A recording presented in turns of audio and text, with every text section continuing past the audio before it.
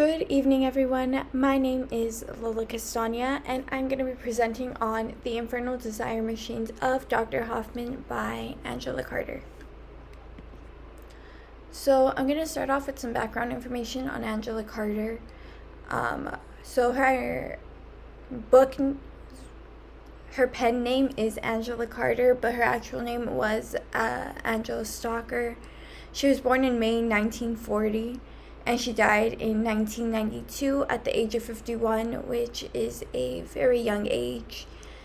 And she was about 32 when The Infernal Desire Machines of Dr. Hoffman was published, and she had a very odd childhood. That's actually why I felt like I should include this slide, and I should give some background on who she was as a person to kind of explain her writings and to kind of show why her writings were a little bit odd. Her mother was weirdly protective of her when she was a child. I watched the video about her life, and they were saying that her mother was almost too protective of her. They were saying that her mother was almost weirdly attached to her, and as a child, Angela Carter was known to be a little bit heavier, and her mother wanted her to stay that way, even though Angela used to get bullied, and Angela felt that she wanted to change her body and the way that she looked, but her mother was very against the idea, which was very odd. That just kind of shows some things that she went through growing up. She was married twice, and her first husband was very depressed. She actually wrote one of her books about how depressed her first husband was, and it was a very hard thing for her because her first marriage wasn't exactly what she expected the married life to be like. She lived in Tokyo after her divorce, though. She moved there for 2 years, I believe, after she got divorced. And when she went to Tokyo, she became a radicalized woman because to her, she learned the real role of a woman. I'm not too sure what that real role was. I don't think it was ever clearly stated to my knowledge, but it did change. Being in Tokyo did change Angela and the way that she viewed women. And then some background info on the text. So Carter wrote this book while she was living in Tokyo. And then this is where she did become radicalized, as I said already. And the book was published in 1972 when Carter was around 32 years old. And this is a subversive piece of literature for the time. As many of you have already read the book or are reading the book, she does have some very strange topics that she goes over. It's a little gruesome in some parts, and it's just a little bit peculiar in others. So for that time period and for the magical realism throughout the story, it is just a little bit odd. And then my main focus of this presentation is going to be magical realism throughout the book, and then feminism throughout the book. So I am going to... I see both of these a lot through the book, actually. Magical realism, it's pretty out there. It's very evident throughout the book. It's very much there, and you can see it from the very beginning to the very end. So I thought that was cool. I know that this was also our first magical sci-fi fiction book that we've read in this class, which I also really enjoyed about it. And I also saw a lot of feminism throughout the book. And yeah. So for magical realism, the definition of magical realism is a genre of fiction throughout the 20th century that blurred the lines of reality and fiction. So, the first mention of magic was sugar tasted a little salty sometimes. A door one had always seen to be blue, modulated by scarcely perceptible stages until suddenly it was a green door. But if remarkable fruits such as pineapples with the color and texture of strawberries or walnuts which tasted of caramel. Carter, page 15. So I chose that quote to show the first mention of magic because it's from the first chapter. It's right at the beginning of the book. And magical realism, as stated, it just kind of blurs the lines between reality and fiction.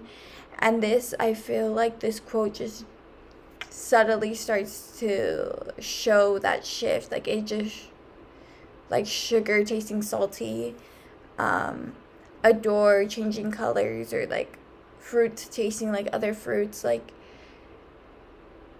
it's mundane thing. This quote really just shows mundane things being warped into something else, but it's not too far out there. Like, it's not fruits turning into other objects, it's fruits turning into other fruits. So I just felt like this was a really good example of just like magical realism at the beginning, like just showing like mundane things, typical things, just slightly changing and becoming other things. Another example I chose to use to show the magical realism throughout the infernal desire machines of Dr. Hoffman was hallucinations flowed with magical speed in every brain. A state of emergency was declared.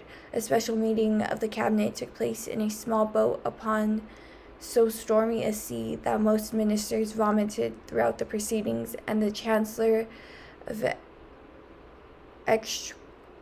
Exchequer was washed overboard. Carter, page 17. So I chose this quote because, again, it is something that is very real. It's talking about a state of emergency, and it's talking about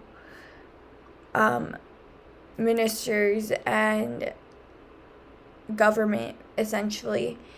And then you just have like these small little details that don't really happen, like them being on a boat, or like the hallucinations flowed with the speed of magic in every brain.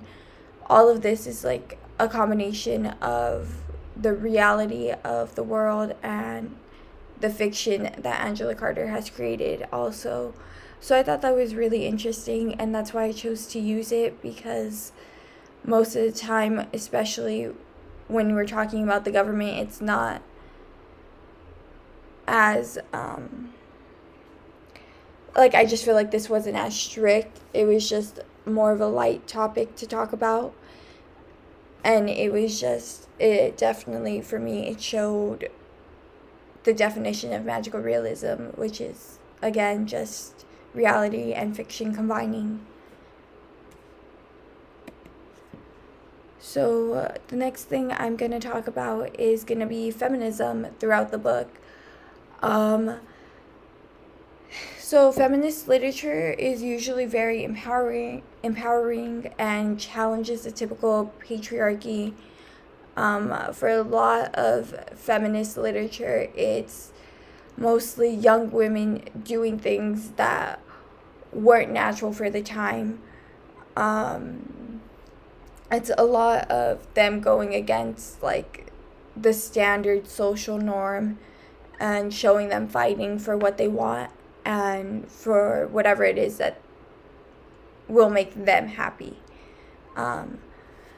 So Angela Carter, however, she takes a different approach rather than the typical feminist literature. Instead of her having like very empowering women who are just constantly like fighting against the patriarchy, or they are fighting for themselves, instead of having them go against the typical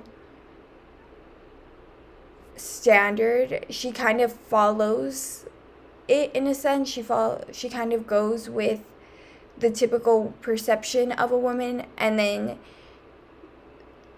or not the typical perception, but throughout the book, like, there is very much women being hurt or women being raped, essentially. And the way that she shows her feminism is unique because she does show the bad that happens to these women, but she shows them continuing to fight, which is her sense of, like, feminism, is that these women aren't giving up. They aren't being beaten down and dehumanized, and their characters aren't being taken away. But even though these bad things are happening to them, they continue to fight. So to show that, I chose the example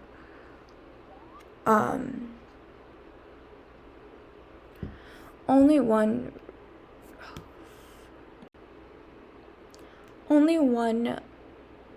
only resolves to one's constituents, she said with a trace of precocious pedantry. I stepped into the room, leaving a crude trail of heavy footsteps on her white carpet, and lifting her hair, I bent to kiss the nape of her neck. Carter, page 56. So in this section, we definitely see that our hero, he has just essentially raped this girl the night before. I chose this scene because he just raped her the night before, and he even says that he knew he was asleep when he knew she was asleep when he did it, but he did it anyway. So I just felt like it was definitely not a necessarily empowering moment, but it definitely shows the way that Angela Carter viewed feminism, or that she wanted to use feminism in her work.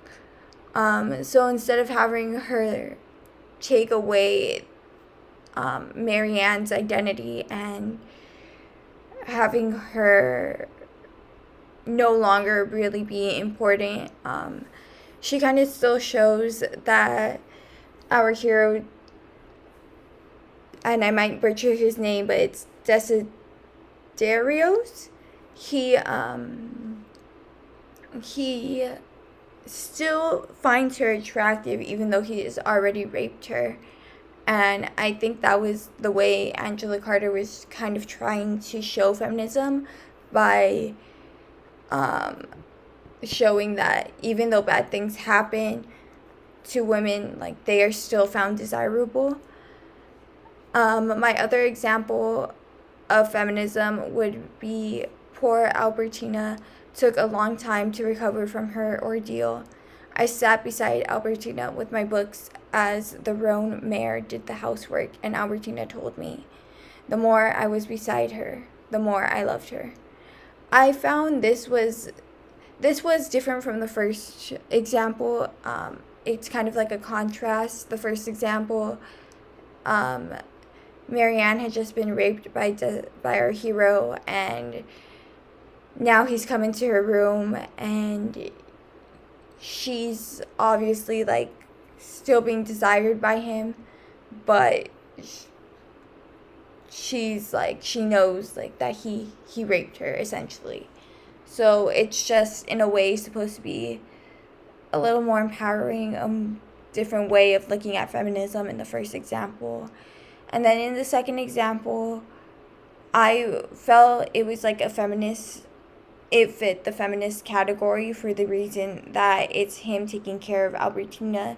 So the second example feels more like a general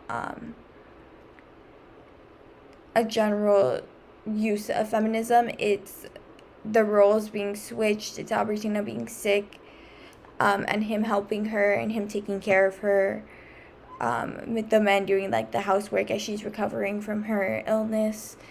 And he's just saying, like, the more that he's around her, the more that he falls in love with her.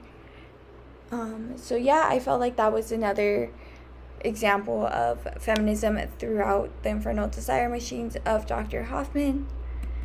And then I just have one last question for the class, which is, do you feel the feminist theme was present throughout the book, or do you feel like the female characters were made to be weak? So yeah, thank you everyone.